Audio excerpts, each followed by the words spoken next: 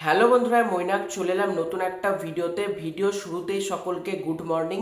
আশা করি তোমরা প্রত্যেকে ভালো আছো। তো আজকের এই ভিডিওতে আমরা কথা বলবো হচ্ছে অঙ্কুশ দার ছবির নারী চরিত্র বেজায় জটিলকে কেন্দ্র করে তার বক্স অফিস কালেকশন অর্থাৎ মাল্টিপ্লেক্স চেন পিভিআর, আইনক্স এবং সিনেপলিস থেকে অঙ্কুশ দার ছবিটা কত কামালো এক সপ্তাহে তার ডেটা আমাদের সামনে চলে এসেছে। এছাড়াও অঙ্কুশদা একটা ছবিতে যুক্ত হয়েছে, যেটার পরে অনেক দর্শক বলছে অঙ্কুশদা নিজেই নিজের কেরিয়ার শেষ করছে। সেটা হচ্ছে রাজ চক্রবর্তীর ছবি লক্ষ্মী এলো ঘরে, যেটা একটা পলিটিক্যাল ছবি। সেই ছবিতে যুক্ত হওয়ার জন্য অনেকে এই কথাটা বলছে। অঙ্কুশদা এবং শুভশ্রী রয়েছে এই প্রজেক্টে। তো আজকের এই ভিডিওতে গোটা ব্যাপারটাকে নিয়ে কথা বলবো। প্রথম কথা হচ্ছে নারী চরিত্র বেজায় জটিল কত কালেকশন করলো। আমাকে যদি এক লাইনে বলো, দেখো এই কালেকশনটা পিভিআর, আইনক্স, সিনেপলিসের ডেটা। যখন আমরা overall single screen, local multiplex, আরও যে সমস্ত থিয়েটার সেগুলো যদি আমরা অ্যাড করি তাহলে কিন্তু কালেকশনটা অনেক বেশি থাকবে। কিন্তু ন্যাশনাল চেঞ্জ থেকে এই সিনেমাটা কিন্তু কালেকশন করেছে 5 লাখ টাকা। প্রথম সপ্তাহে ন্যাশনাল চেঞ্জ থেকে কালেকশন 5 লাখ টাকা। তো কালেকশনটাকে আমি বলবো না যে একেবারেই খারাপ, মানে এটা খুবই খারাপ এরকম বলবো না, কিন্তু কালেকশনটাকে খুব ভালো বা ভালোও বলা যায় না। এটাকে তোমরা অনেকের কাছে ডিসেন্ট মনে করতে পারে কালেকশনটা, কারণ এটা যেহেতু নন ফেস্টিভ রিলিজ করেছে অঙ্কুশ দার ছবি, সেই সাপেক্ষে ঠিকঠাক অনেকের কাছে লাগলেও আমি অনেক বেশি বক্স অফিস ডিজার্ভ করেছিলাম। প্রথম সপ্তাহে যদি 5 লাখ টাকা ন্যাশনাল প্লেক্স থেকে হয় তাহলে ওভারঅলে কত আসতে পারে এনি আইডিয়া? ওভারঅলে কালেকশনটা ম্যাক্সিমাম গেলে 20 লাখ টাকা, তার ওপর যেতে পারে না।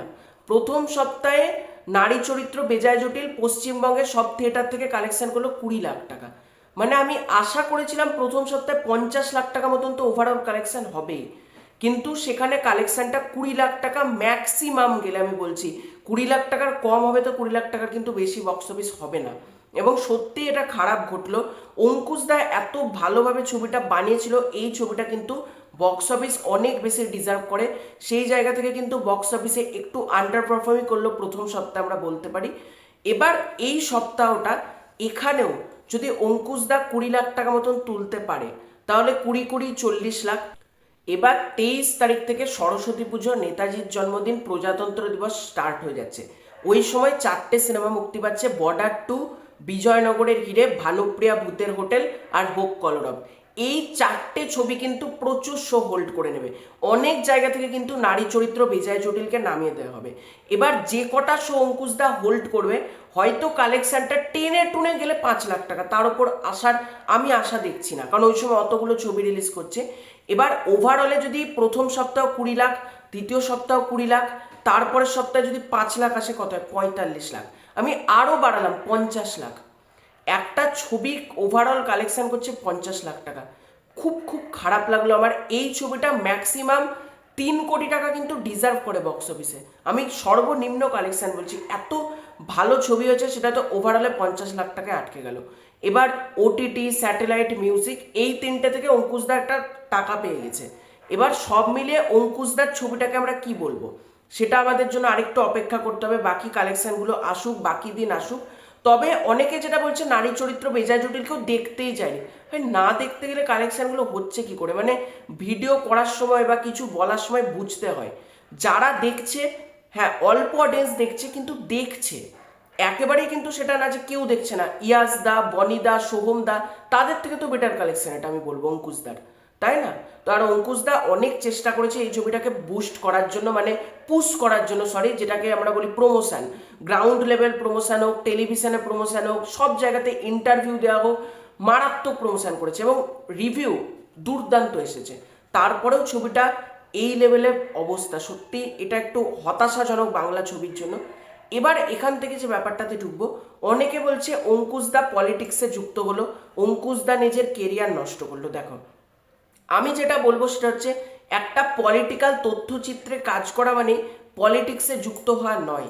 অঙ্কুশদা একটা পলিটিক্যাল ছবিতে যুক্ত হয়েছে, রাজ্য সরকারের প্রকল্প যেগুলো কন্যাশ্রী, তারপর লক্ষ্মীশ্রী, সবুজ সাথী, আনন্দধারা, আরও কি কি সব রয়েছে, সেই প্রকল্পের ওপর বেস করে এই ছবিটা তৈরি করা হয়েছে। এবার অঙ্কুশদা কি প্রকাশ্যে গিয়ে বলছে তোমরা এই পার্টি অর্থাৎ পার্টিটাকে ভোট দাও? এটা তো অঙ্কুশদা বলছে না। তাহলে অঙ্কুশদার প্রবলেমটা মানে বাকিদের প্রবলেমটা কোথায়? আর আমি একটা কথাই বলবো, অঙ্কুশদা কি করবে? ইন্ডাস্ট্রি থেকে সাপোর্ট আছে? আজকে এসভিএফ অঙ্কুশদাকে নিয়ে ছবি করে, আজকে বড় বড় হাউস অঙ্কুশদাকে নিয়ে ছবি করে, আজকে যদি করতো তাকে তার হাউস খুলতে হতো না। অঙ্কুশদা, SVF, Surinder, SK movies, Windows, এই ছবিগুলো মানে এরা যদি বছরে অঙ্কুশদাকে একটা একটা করে প্রজেক্ট রাখতো, বছরে 4টে ছবি অঙ্কুশদা আরামসে রিলিজ করতে পারতো। সুতরাং বাকি হাউসের যখন সেরকম সাপোর্ট নেই, তাহলে কি করে আশা করছো অঙ্কুশদা একটা হিউজ বক্স অফিস মানে অঙ্কুশদা দেবে? এবং অঙ্কুশদা নিজের চেষ্টা থেকে করছে। আর আমার এই ছবিটা করাতে আমার ভুল কিছু মনে হচ্ছে না, একেবারে সঠিক ডিসিশন। অঙ্কুশদার যেটা ভালো মনে হয়েছে করেছে, এবং ছবিটা আমরা এখনো দেখিনি, ছবিটা কিছু জানি না, আগে থেকেই নেগেটিভিটি করা আমার মতে ঠিক না। আজকে অক্ষয় কুমারও কেন্দ্র সরকারের অনেক কিছুতে মানে যুক্ত হয়, তাই মানে অক্ষয় কুমার পার্টির সাথে যুক্ত, এরকম তো না। আমার মতে কাউকে নিয়ে ক্রিটিসাইজ করা অকারণে উচিত না। অঙ্কুশদা করেছে, তার দিক থেকে মনে হচ্ছে এই কাজটা ঠিক, আমাদের সেটাকে অ্যাপ্রিসিয়েট করা উচিত। এবং আমি কাজটা এলে দেখবো, ডেফিনেটলি রিভিউ করবো নাকি বলতে পারছি না, কারণ যেহেতু পলিটিক্যাল জিনিস আর আমি আমার চ্যানেলে পলিটিক্স নিয়ে কখনোই কথা বলি না, তাই আমি বলবো কিনা আমি জানি না, তবে আমি ছবিটা দেখবো ডেফিনেটলি। তো এটাই ছিল আজকের ভিডিও। তোমাদের পুরো এন্টার বিষয়টাকে নিয়ে কি মতামত কমেন্ট করে জানিও।